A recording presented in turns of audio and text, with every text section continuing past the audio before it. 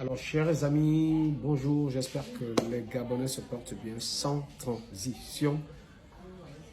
Aujourd'hui, j'ai un sujet très important concernant l'expropriation et la question relative aux terres, qui sont bien évidemment le sujet favori d'un certain nombre de personnes au Gabon. Donc, je suis victime de pratiquement depuis 15 ans, depuis le décès de mes défunts parents, d'expropriation orchestrée bien évidemment par un certain monsieur Ayo Adibé, avec lequel je discute de cette parcelle depuis pratiquement 15 ans aujourd'hui. Donc, alors l'histoire c'est quoi? Il se trouve que, je vous fais juste un bref aperçu.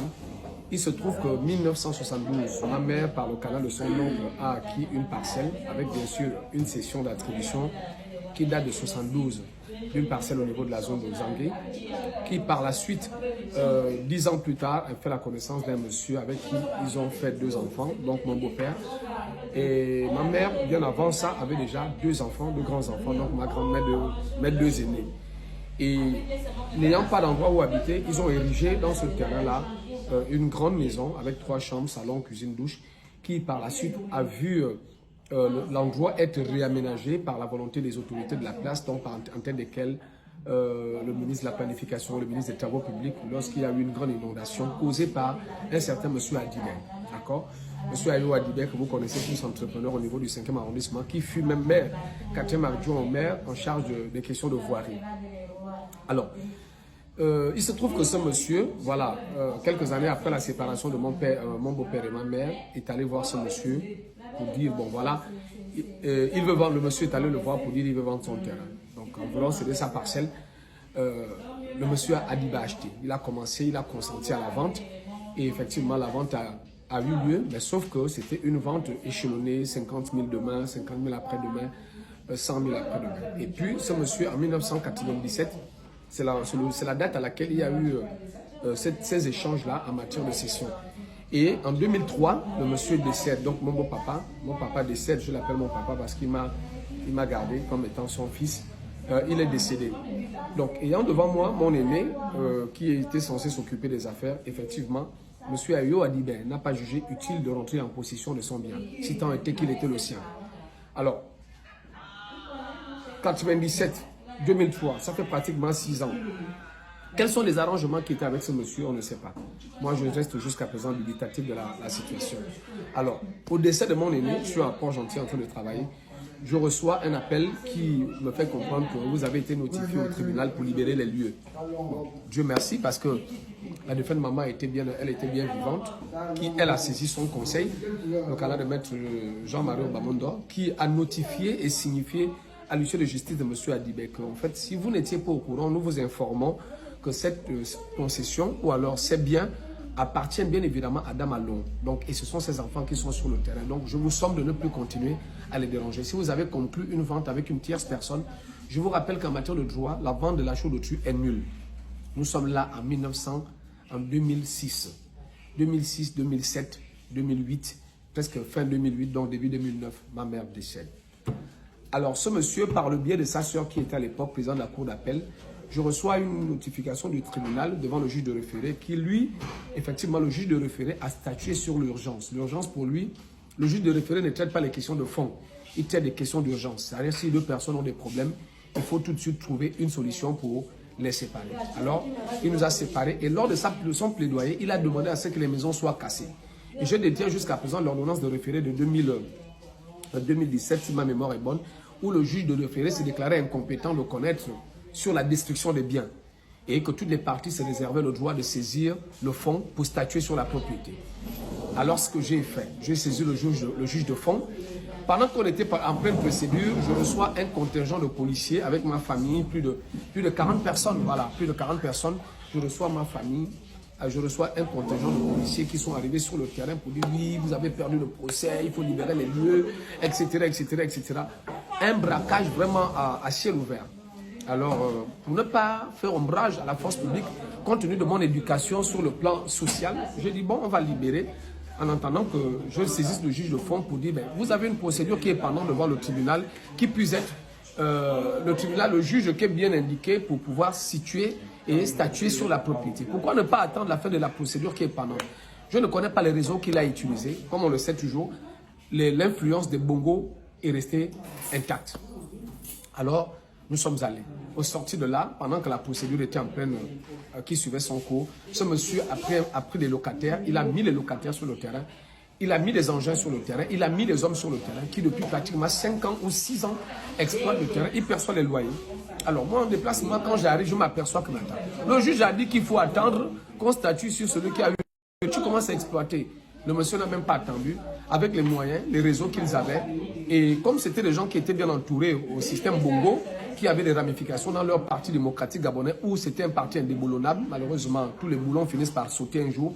Alors, il a cassé ses biens. En cassant ses biens, j'ai saisi tout de suite le procureur de la République pour destruction de biens appartenant, de biens autrui. Mais il se trouve que la personne qui est mon adversaire n'est pas là. Il n'est pas là. Il se trouve en France depuis 7 ans.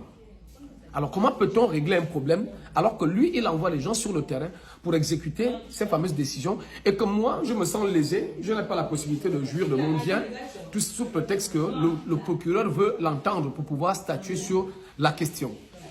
Et Dieu merci, la décision du fonds est sortie qui effectivement le déboutait de toutes les demandes conventionnelles, c'est-à-dire nous chasser le terrain, récupérer son terrain, demander l'astreinte sous astreinte de 3 millions de francs, etc., etc. Le juge l'a tout débouté. Je détiens jusqu'à présent cette décision du juge de fond. Alors, moi je suis étonné, je ne sais pas ce qui se passe, comment se fait-il que dans ce pays, nous avons des gens qui, malgré que le CTRI est là, continuent à jouir de leur influence. Comment quelqu'un qui n'est pas sur le territoire national se permet de donner des ordres tout en faisant fi d'une décision du tribunal? C'est pas possible. Le juge a statué en ma faveur en disant, bon, il m'a débouté du fait que je n'avais pas la qualité. Lors de mon dossier, je n'ai pas introduit l'acte de naissance qui justifiait que je suis le fils de ma mère. Ce que j'ai bien évidemment régularisé parce qu'il fallait rentrer en possession de ce document. Donc je vous invite ici à suivre un petit reportage pour que vous compreniez que malgré tout, il y a des gens encore dans ce pays. Je me demande qui tire les ficelles de ce pays derrière. Quand vous avez des gens qui mettent une famille de plus de 42 personnes dehors, qui sont aujourd'hui dehors. Et regardez, vous allez voir au début des images. Je vais vous montrer l'état initial du terrain. Et vous allez voir l'état dont le terrain se trouve actuellement. Donc vous délogez une famille, vous n'avez aucun document. Je tiens à préciser que ceux qui veulent vérifier la version que je donne aujourd'hui peuvent m'appeler et moi je vais montrer. J'ai déposé une plainte, mais on ne sait pas à qui s'adresser. On ne sait pas. Mais il reçoit des instructions venant de l'extérieur. Je ne sais pas, est-ce que le procureur n'a pas le pouvoir de dire qu'il faut qu'on arrête parce qu'il faut que le monsieur là, on puisse l'interviewer. Il est en France, il est calé. Voilà les gens que je dis aujourd'hui qu'à cause de leur double nationalité, vous comprenez, ils sont capables de faire le désordre ici et aller se cacher en Europe, aller se cacher au Cameroun, en France, au Mali, au Bénin, au Togo. Donc une fois de plus, quand je me base sur la question relative aux gens qui ont double nationalité et qui viennent embrouiller les Gabonais dans leur pays, et parfois qui ont acquis la nationalité. Parce que ces gens de binationaux-là, je ne dis pas que tous les binationaux sont comme ça. Il y a des binationaux qui sont des Gabonais avec la fibre patriotique. Mais ce genre de binationaux, ce sont des gens, ils savent qu'ils peuvent faire du désordre ici et aller se cacher en France. Ça fait pratiquement 7 ans que ce monsieur, on le cherche. Parce qu'il y a les décisions qui sont pendantes. Qu'est-ce qu'on fait pour exécuter ces décisions-là? Parce qu'il faut bien que le procureur l'entende. Donc, je vous laisse regarder le petit reportage là et puis revenir derrière.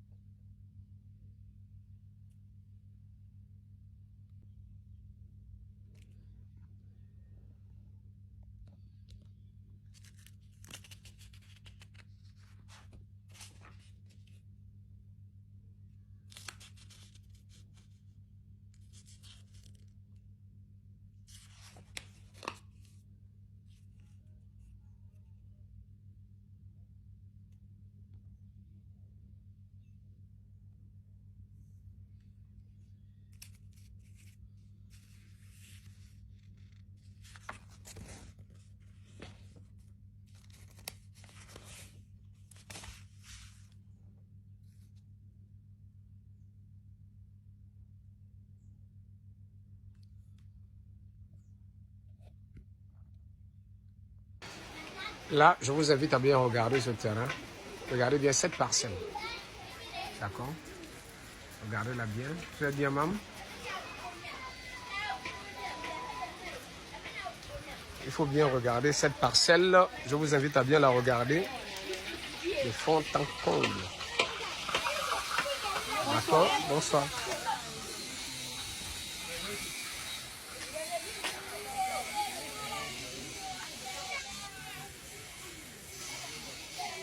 J'ai pris la peine de regarder cette parcelle, comme je vous le disais en entrée de jeu.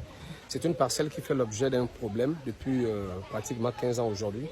Elle oppose la famille Adibé, Ayo Adibé et ma famille, qui par le pouvoir qui leur était conféré avant, avec la famille Bongo, qui avait des grandes relations. Il avait la sœur dans la grande cour de juridiction au Gabon, d'accord.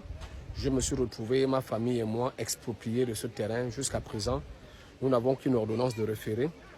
Une ordonnance de référé qui disait tout simplement qu'il fallait que les deux parties quittent le terrain pour qu'on voit par le juge de fond et statuer sur la propriété. Ce qui a été fait, le juge de fond a été saisi et il a débouté les deux parties.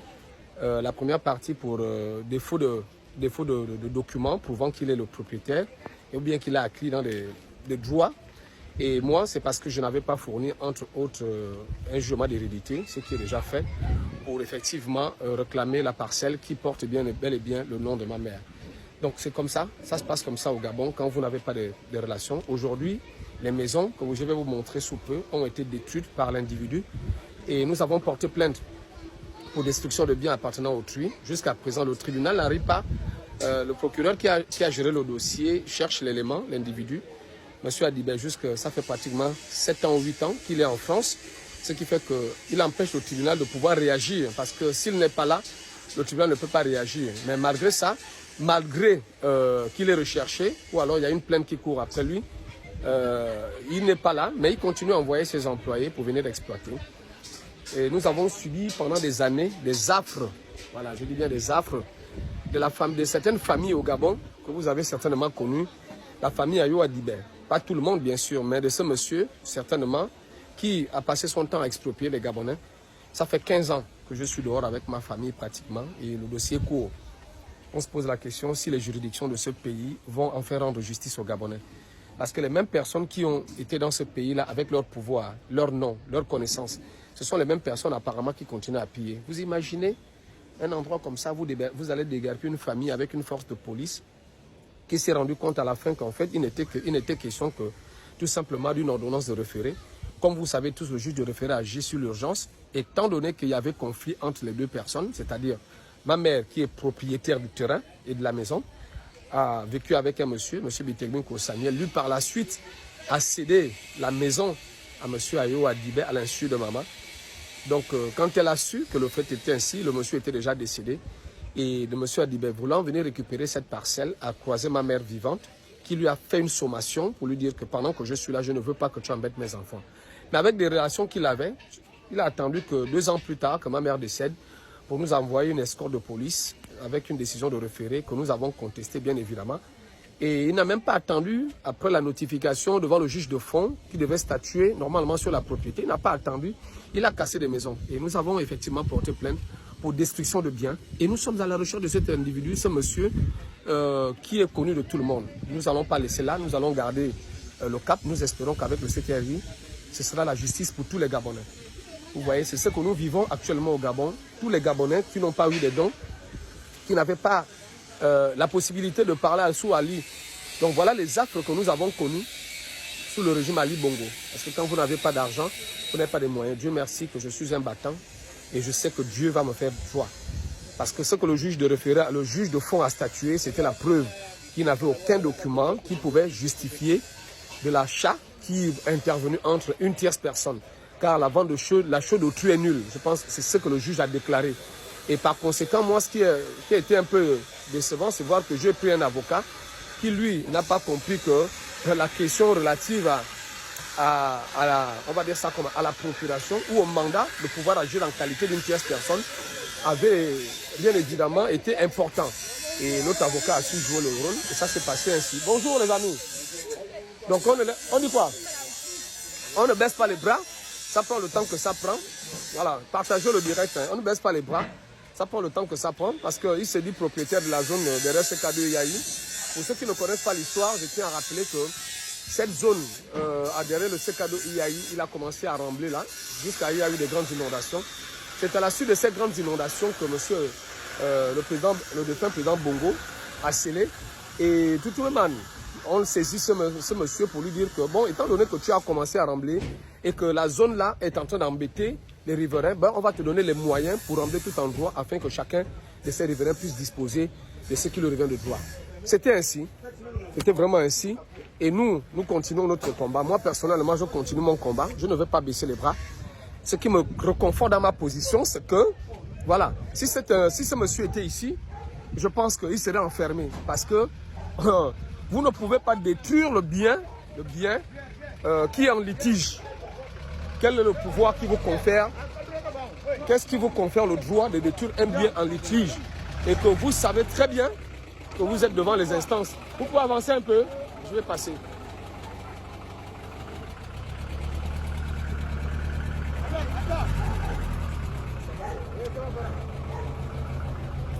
Donc, quel est le droit qu'il avait? Moi, je ne suis pas un expert en droit, mais d'après ce que je sais, lorsque vous avez un litige, surtout foncier, et que le juge de référé a statué, je pense que si l'affaire est ramenée devant le juge de fond, qui lui a le pouvoir de statuer sur la propriété et donner en fonction des éléments palpables. Moi, j'ai des éléments palpables. J'ai une attestation de cession de 1967.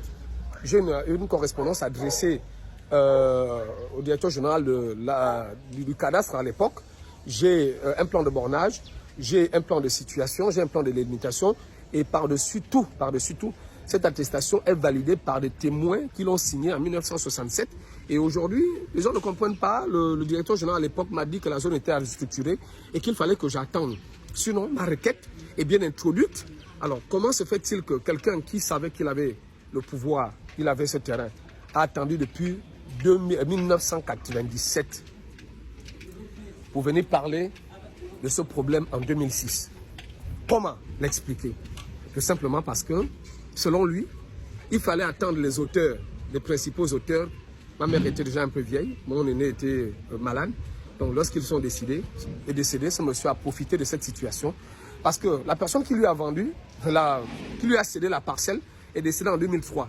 Donc normalement, si tu payes quelque chose en 1997 et que la personne décède en 2003, pourquoi avoir attendu 6 ans pour entrer en possession de ton bien? Malheureusement, lorsque l'aîné des garçons décède en 2006, il s'est dit certainement que l'affaire était close. Et c'est par la suite qu'il lance la procédure, malheureusement, en ignorant que la procédure, en fait, c'était notre mère qui en était la propriétaire. Après la sommation, il s'est arrêté. 3 ans plus tard, après le décès de notre mère, il a relancé la procédure, qui nous a conduits devant le juge de référé, qui lui a statué normalement. Moi, j'ai compris pourquoi le juge de référé a statué. Et moi, j'ai lancé la procédure pour lui démontrer clairement que nous étions le propriétaire et que nous étions les héritiers de notre mère. Donc voilà un peu les affres que le pouvoir de Bongo a causé au Gabon. Nous continuons à subir, mais je crois qu'avec la venue de CTRI, beaucoup de choses vont changer. Allez, sans transition, bon week-end à tous.